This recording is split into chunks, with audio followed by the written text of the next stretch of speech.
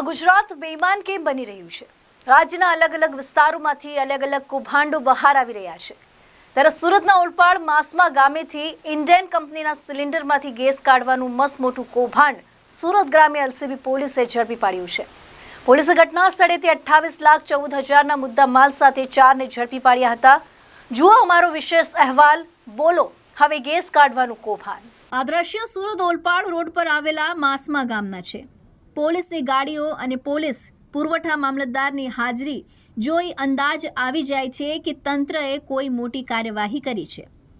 જી હા, સુરત ગ્રામ્ય એલસીબી પોલીસને બાતમી મળી હતી કે ઓલપાડના માસમા ગામની સીમમાં ઇન્ડિયન કંપનીના સિલિન્ડરમાંથી ગેસ કાઢવાનું મસમોટું કૌભાંડ ઝડપાયું છે.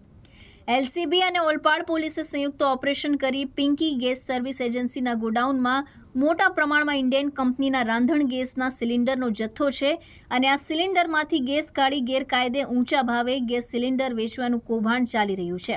અને પોલીસે બાતમીના આધારે રેડ કરતા ગોડાઉનમાંથી 858 સિલિન્ડર, નાના મોટા 9 વાહનો મળી 28,14,000નો મુદ્દામાલ સાથે 4ને ઝડપી પાડ્યા છે. ઓલપાડ પુરવઠા મામલતદાર પણ ઘટના સ્થળે દોડી આવ્યા હતા.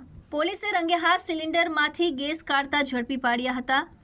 4 ઇસમો મહિપાલ ખિચ્ચડ, પરમાનંદ ભાંડુ, સુનિલ બરદ, સુરેન્દ્ર દારાને ઘટના સ્થળેથી ઝડપી પાડ્યા હતા. જ્યારે પિંકી ગેસ એજન્સીના માલિક સહિત 7 લોકોને વોન્ટેડ જાહેર કરી વધુ તપાસ પોલીસ કરી રહી છે.